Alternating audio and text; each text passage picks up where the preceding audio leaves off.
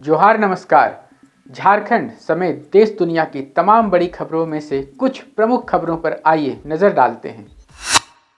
जोहार दर्शकों, स्वागत है आपका आज के ताज़ा समाचार बुलेटिन में। हम आपके लिए लेकर आए हैं झारखंड और देश दुनिया की 30 बड़ी खबरें। तो चलिए बिना देर किए शुरू करते हैं। सबसे पहले बात झारखंड की। विश्व बाल दिवस की झारखंड समेत पूरे देश के सभी बच्चों और नौनिहालों को हार्दिक बधाई। जमशेदपुर में आयोजित चतुर्थ बाल मेला के उद्घाटन समारोह में झारखंड के राज्यपाल श्री संतोष गंगवार ने मुख्य अतिथि के रूप में भाग लिया और इस बात पर गहरी चिंता व्यक्त की कि बच्चे मोबाइल की दुनिया में कैद होकर रह गए हैं, जिससे उन्हें समाज से जोड़ना एक बड़ी चुनौती है। राज्यपाल ने बच्चों के अधिकारों और विकास पर जोर देते हुए झारखंड में व्याप्त कुपोषण की समस्या को प्राथमिकता से दूर करने की आवश्यकता पर बल दिया। साथ ही माता पिता से बालिका शिक्षा और बच्चों को पढ़ने तथा सपने देखने की पूरी स्वतंत्रता देने का आह्वान किया।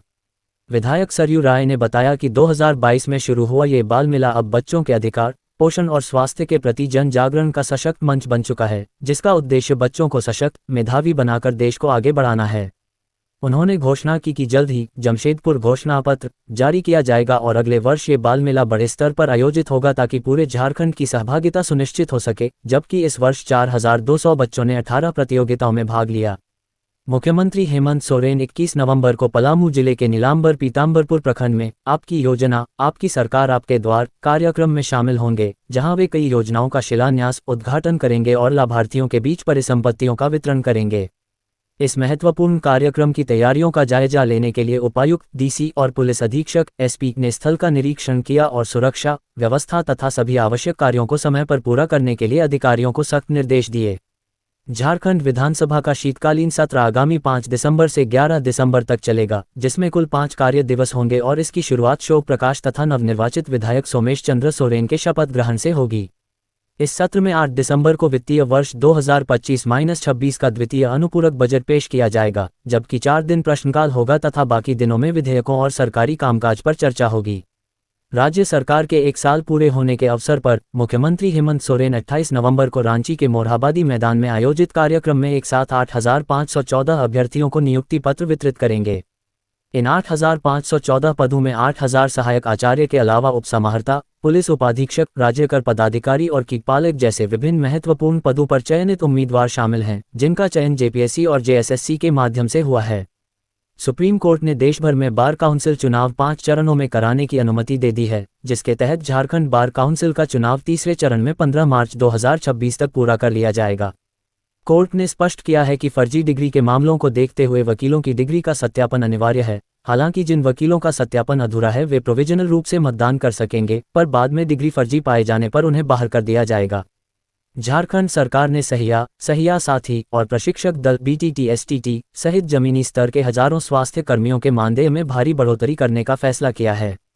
स्वास्थ्य मंत्री डॉक्टर इरफान अंसारी ने घोषणा की कि मुख्यमंत्री के निर्देश पर वित्तीय वर्ष 2025-26 के लिए अतिरिक्त राशि स्वीकृत की गई है, जिसके तहत सहियाओं का प्रोत्साहन लगभग 2 गुना हो जाएगा और यह कदम स्वास्थ्य सेवाओं की रीढ़ मानी जाने वाली इन टीमों के सम्मान का प्रतीक है।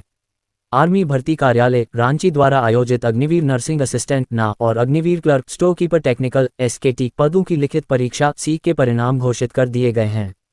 चयनित सभी अभ्यर्थियों को निर्देश दिया गया है कि वे बिना देरी किए अपने सभी मूल दस्तावेजों और उनकी 2 स्वप्रमाणित फोटोकॉपियों के साथ आर्मी भर्ती कार्यालय रांची में तुरंत रिपोर्ट करें ताकि दस्तावेज सत्यापन और मेडिकल परीक्षण की औपचारिकताएं समय पर पूरी की जा सकें, अन्यथा उनकी अभ्यर्थिता रद्द हो जाएगी।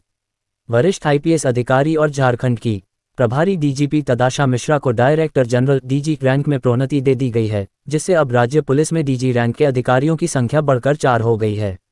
ये पदोन्नति, जो उनके लंबे और महत्वपूर्ण दायित्वों को देखते हुए दी गई है, राज्य की कानून व्यवस्था को मजबूत करने और पुलिस कार्यप्रणाली को अधिक प्रभावी बनाने में सहायक मानी जा रही है।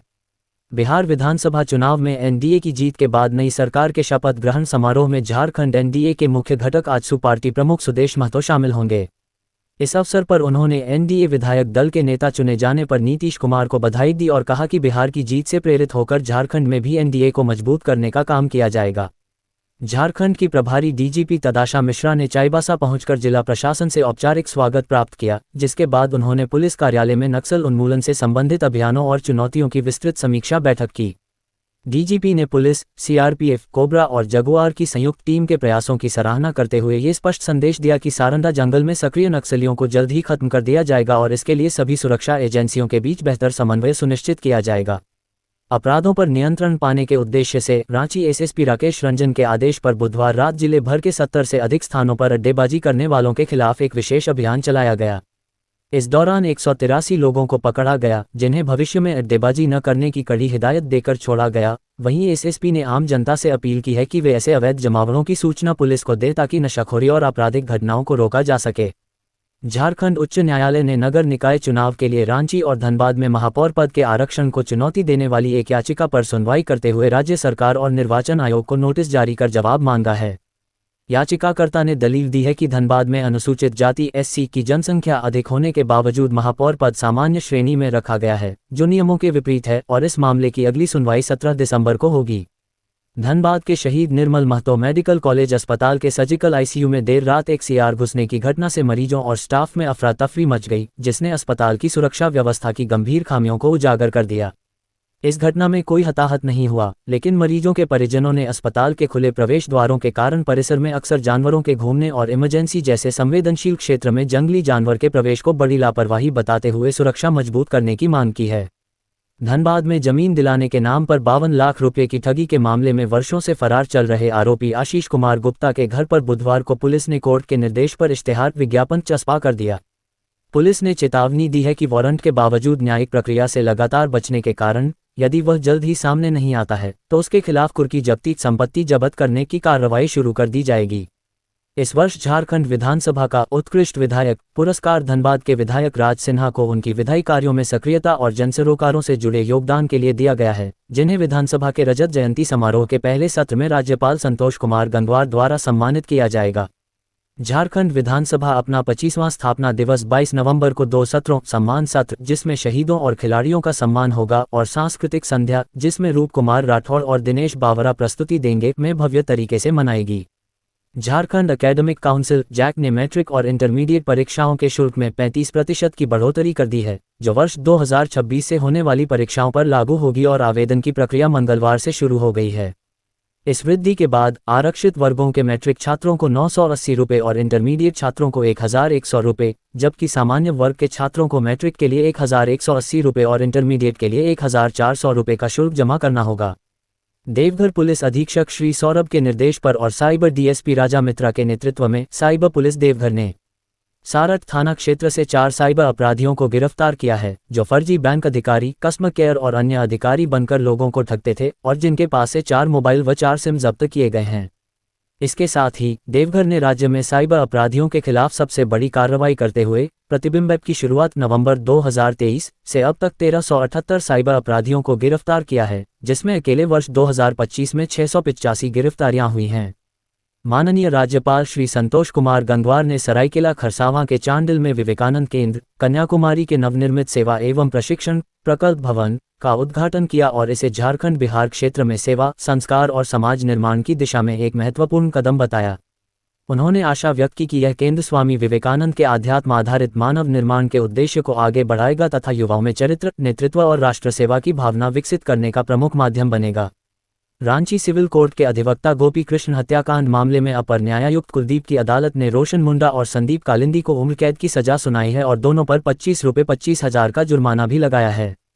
2 अगस्त 2024 को हुई इस हत्या के मामले में मृतक की पत्नी द्वारा प्राथमिकी दर्ज कराने और डीएसपी प्रकाश सोए के नेतृत्व में पुलिस द्वारा त्वरित गिरफ्तारी के बाद करीब 1.25 साल के भीतर यह अहम फैसला आया है, जिससे वकील समाज ने परिवार को न्याय मिलने की बात कही है। उपायुक्त डीसी मंजुनाथ भजंत्री ने मंगलवार को समाहरणालय ब्लॉक स्थित सामान्य शाखा कार्यालय का औचक निरीक्षण किया, जहां उन्होंने कार्यप्रणाली का जायजा लिया और बिना सूचना अनुपस्थित रहने पर निम्न वर्गीय लिपिक प्रणय प्रतीक को तत्काल शो कॉज जारी कर दिया। डीसी ने सभी कर्मचारियों को समय का पालन करने, अनुशासन बनाए रखने और जनता के प्रति जवाबदेही के साथ सेवाओं को समय पर उपलब्ध कराने की कड़ी चेतावनी दी, क्योंकि प्रशासन की छवि जनता की संतुष्टि पर निर्भर करती है। झारखंड के स्वास्थ्य मंत्री डॉक्टर इरफान अंसारी ने आज अचानक रांची के रिम्स अस्पताल का दौरा कर व्यवस्थाओं का गहन निरीक्षण किया, जहां उन्होंने खुद ओपीडी में बैठकर मरीजों का इलाज भी किया। इस दौरान उन्होंने सरकारी डॉक्टरों द्वारा प्राइवेट क्लिनिक चलाने पर कड़ी आपत्ति जताते हुए कहा कि सरकारी नौकरी में रहते हुए निजी प्रैक्टिस चलाने वाले डॉक्टरों को इस्तीफा देना होगा और उन्होंने सिस्टम को कमजोर करने वालों के खिलाफ कड़ी कार्रवाई की चेतावनी भी दी। धनबाद के बिरसा मुंडा स्पोर्ट्स कॉम्प्लेक्स में junior girls under-17 Jharkhand football team के ट्रायल में राज्य भर से आई खिलाड़ियों को बंजर और सख्त मैदान तथा शौचालय, आवास और भोजन जैसी बुनियादी सुविधाओं के अभाव के कारण गंभीर मुश्किलों का सामना करना पड़ रहा है। खिलाड़ियों और स्थानीय अधिकारियों ने इस घोर लापरवाही पर नाराजगी जताते हुए इसे झारखंड में महिला फुटबॉल के भविष्य के लिए चिंताजनक बताया है।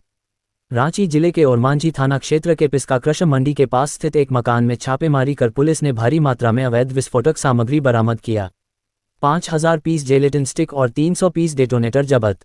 खूंटी के कर्रा में फर्जी कागजात पर अमन नर्सिंग होम संचालित करने वाले संचालक शाहिद अहमद को कर्रा सीओ के आवेदन पर गिरफ्तार कर लिया गया है, जिसके खिलाफ कर्रा थाना में मामला दर्ज किया गया है।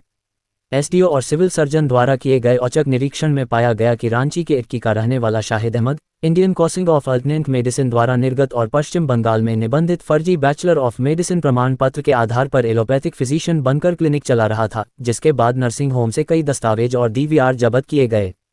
अब देखिए राष्ट्रीय सुर्खियां। युवा बल्लेबाज शुभमन गिल गर्दन में खिंचाव के कारण लगी चोट से तेजी से उबर रहे हैं और भारत दक्षिण अफ्रीका के बीच दूसरे टेस्ट के लिए टीम के साथ गुवाहाटी जाएंगे। हालांकि उनके खेलने का अंतिम फैसला 21 नवंबर को फिटनेस टेस्ट के बाद होगा। यदि गिल अनुपलब्ध रहते हैं तो टीम मैनेजमेंट को साई सुदर्शन या नीतीश कुमार रेड्डी में से किसी एक को चुनने का कठिन फैसला लेना होगा, क्योंकि भारत पहले ही सीरीज में 0-1 से पीछे है। कुख्यात गैंगस्टर लॉरेंस बिश्नोई का भाई और नियर की मोस्ट वांटेड लिस्ट में शामिल अनमोल बिश्नोई को आखिरकार अमेरिका द्वारा डिपोर्ट किए जाने के बाद बुधवार सुबह दिल्ली हवाई अड्डे पर हिरासत में ले लिया गया। अनमोल पर सिद्धू मूसेवाला हत्याकांड और सलमान खान के घर के बाहर फायरिंग सहित कई बड़े अपराधों में शामिल होने का आरोप है और वह विदेश से लॉरेंस बिश्नोई गैंग का मुख्य ओवरसीज हैंडलर था। नीतीश कुमार के शपथ ग्रहण समारोह के मद्देनजर पटना में सुरक्षा व्यवस्था कड़ी कर दी गई है, जिसके तहत पटना जंक्शन पर आरपीएफ और जीआरपी ने डॉग स्क्वाड और बम स्क्वाड के साथ व्यापक तलाशी अभियान चलाया। इस सघन जांच अभियान के दौरान स्टेशन पर यात्रियों के सामान और परिसर की तलाशी ली गई, जिसमें 3 दर्जन से अधिक कछुए बरामद किए गए हैं। मुजफ्फरपुर जिले में अब तक 99 डेंगू मरीज सामने आ चुके हैं, जिसमें शहरी और उससे सटे मुसहरी तथा बोचाहा प्रखंड हॉटस्पॉट बने हुए हैं, लेकिन स्वास्थ्य विभाग ने पुष्टि की है कि सभी मरीज स्वस्थ हैं और घबराने की कोई बात नहीं है। स्वास्थ्य विभाग और नगर निगम प्रभावित इलाकों में जागरूकता अभियान, फॉगंग और एंटी लावा छिड़काव कर रहे हैं। साथ ही लोगों से अपील की है कि वे सावधानी बरतें और लक्षणों के दिखने पर तुरंत जांच कराएं। गुजरात की साबरमती जेल में बंद आतंकी साजिश के आरोपी डॉक्टर अहमद मोहियुद्दीन सैयद को साथी कैदियों ने बेरहमी से पीटा, जिसके बाद उन्हें इलाज के लिए अहमदाबाद सिविल अस्पताल में भर्ती कराया गया है। डॉक्टरों के अनुसार डॉक्टर अहमद की आंख, चेहरे और शरीर के अन्य हिस्सों पर गंभीर चोटें आई हैं। ये थीं आज की 30 बड़ी खबरें। अगर आप ऐसे ही अपडेट्स पाना चाहते हैं तो हमारे YouTube चैनल को सब्सक्राइब करें, Facebook पेज को लाइक करें और इस वीडियो को शेयर जरूर करें। फिर मिलेंगे अगले बुलेटिन में। तब तक के लिए जोहार और नमस्ते। तो कैसी लगी हमारी ये खबर हमें बताइएगा ज़रूर। कैमरा के पीछे से मेरा सहयोग कर रहे अजय महतो, आनंद चौहान के साथ मैं विजय दत्त पिंटू, रांची।